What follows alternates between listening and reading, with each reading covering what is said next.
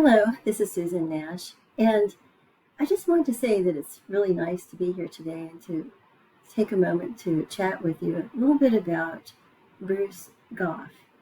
He's been considered sort of the kitschy, quirky architect that no one knows about because so many of his sculptures, or not sculptures, basically I like to call them that because they're architectural wonders, really.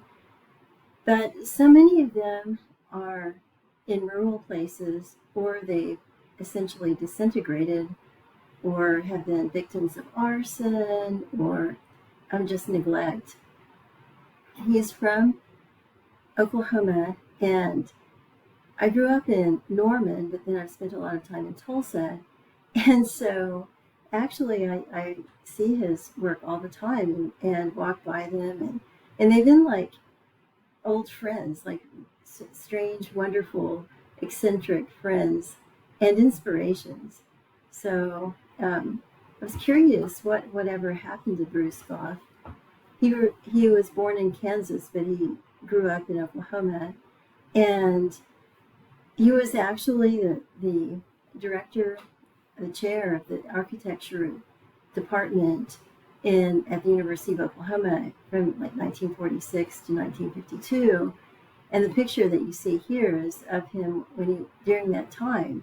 And he was very, very interesting, flamboyant, idiosyncratic, and had actually done his first work in Tulsa and the Boston Avenue Methodist Church, which is a stunning sort of um, Art Deco that we'll look at a little bit later.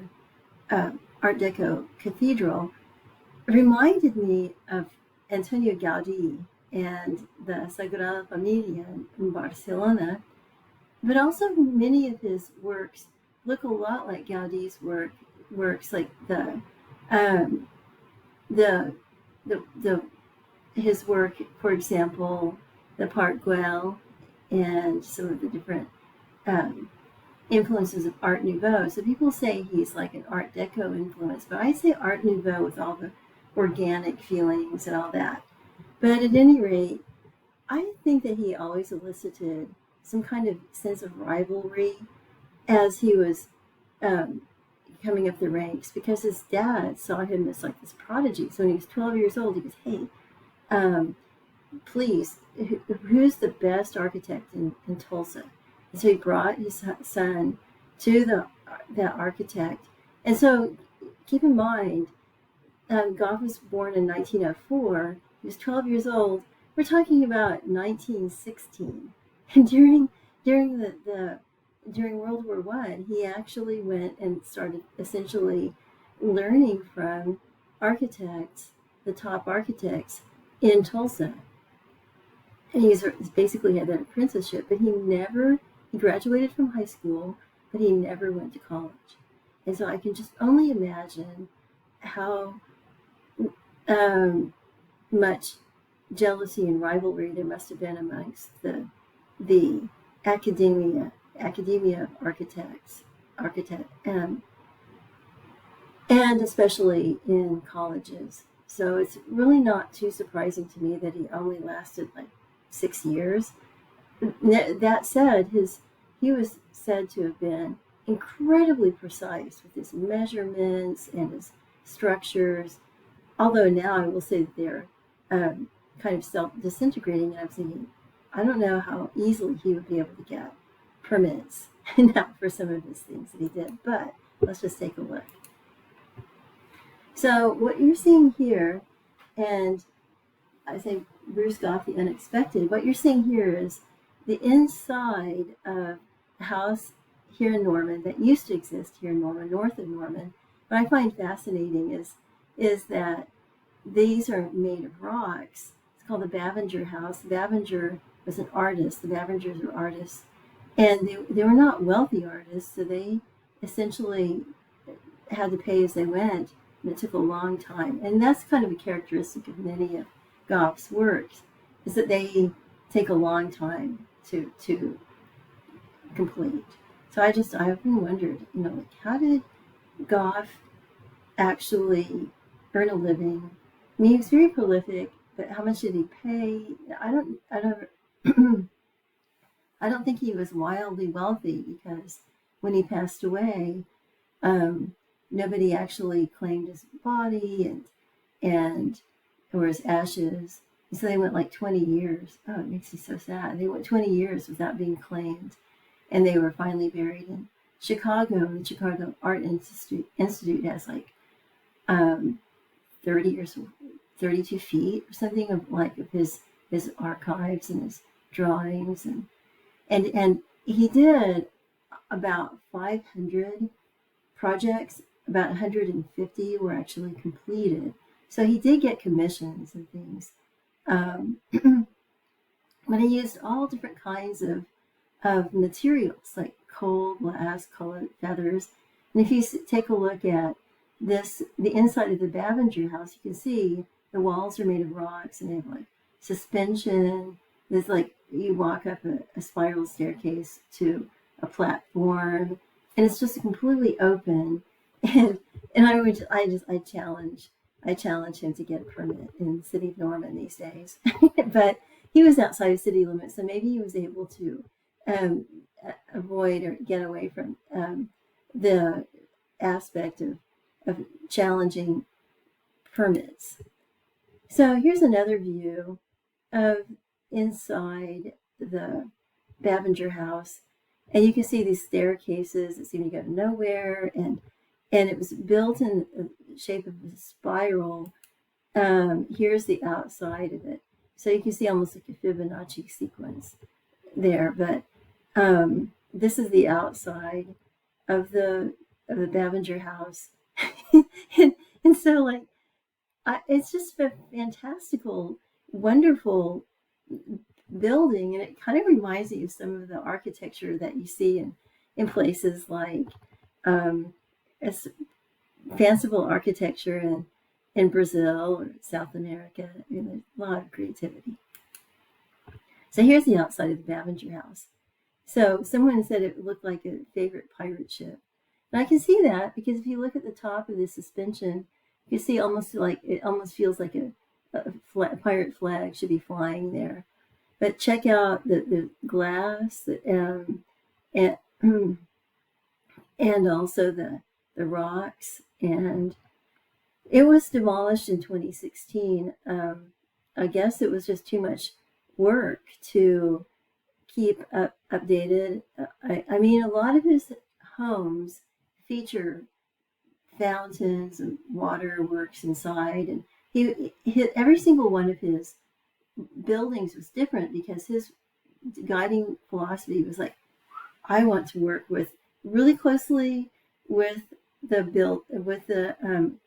owner, and I want to build something completely unique that they will really enjoy.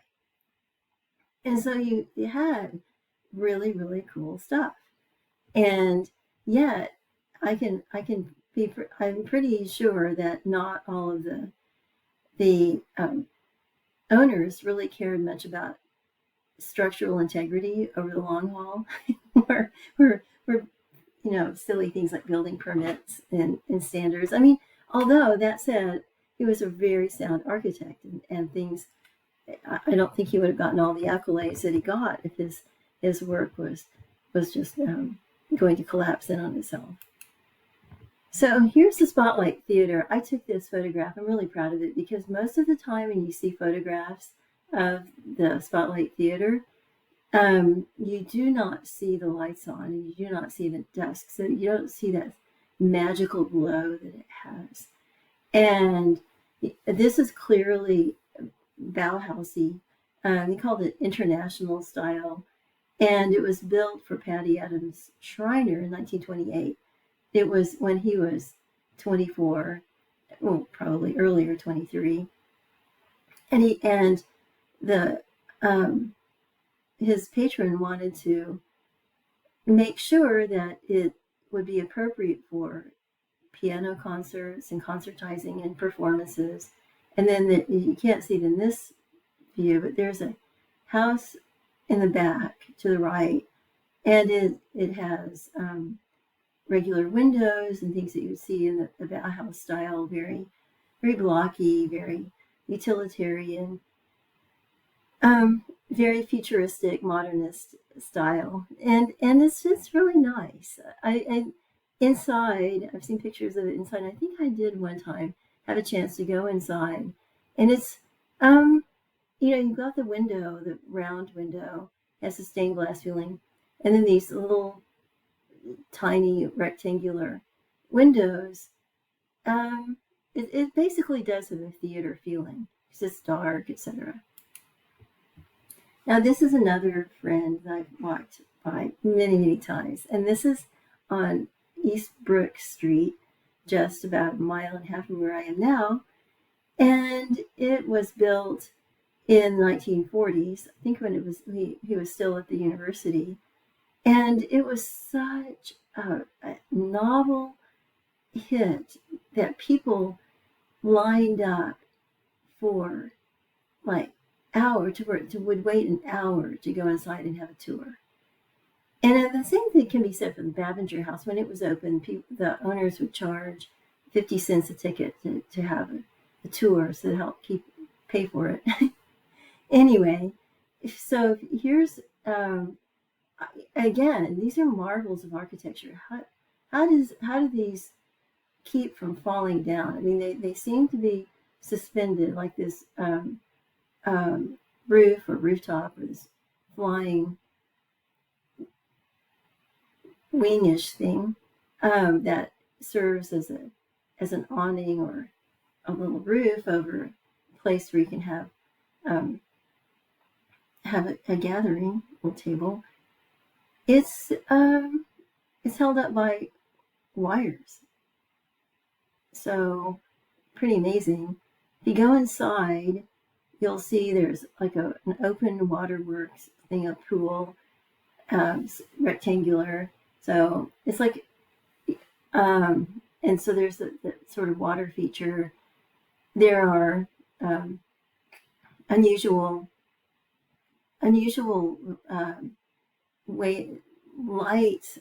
sources of light, which are many windows. And this is really interesting. It looks kind of crystalline, and what they are glass ashtrays that have been embedded in the doors and some of the walls, and so they let in.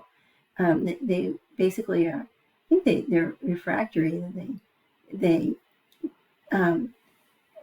basically break up. I don't know if they create prisms. I don't think so, but they do at least direct the light in different directions. So that creates a wonderful experience. And it's very open and just an exciting house. And it's like Frank Lloyd Wright really admired Goff, and he considered him very, very, very, very creative and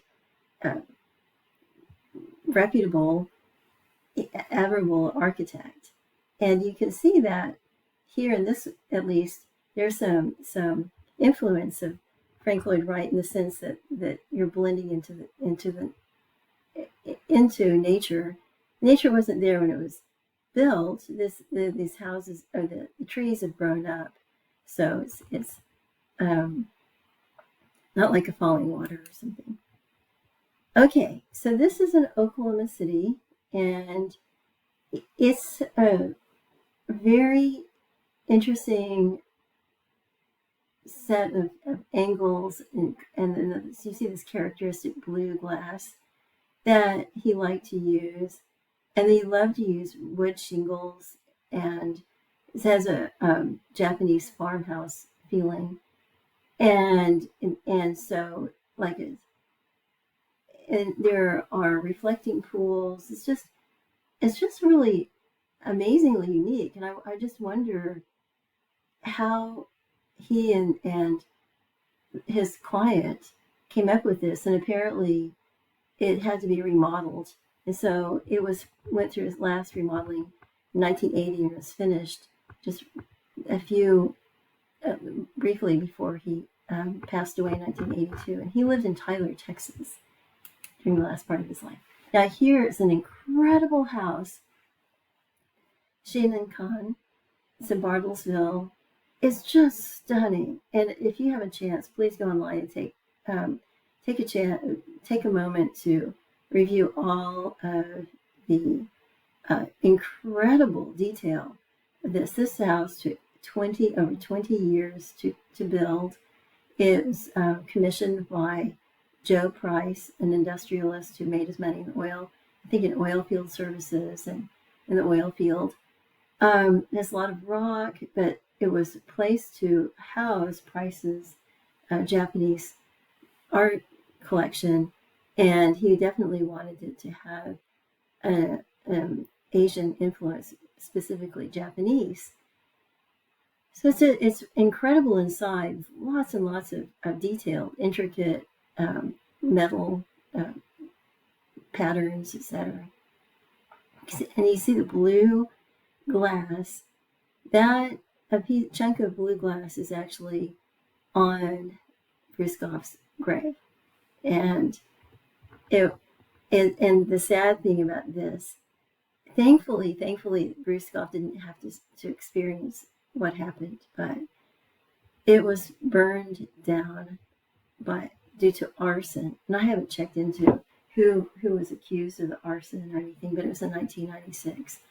And well, I just find that to be just absolutely horrible. Now here's the other, I'm focusing on photographs of Oklahoma works of the architectural masterpieces of Bruce Goff. But here's the Boston Avenue Methodist Church, and as you can see, it has a very, very Art Deco patterns in the spire and also in the shapes of the windows.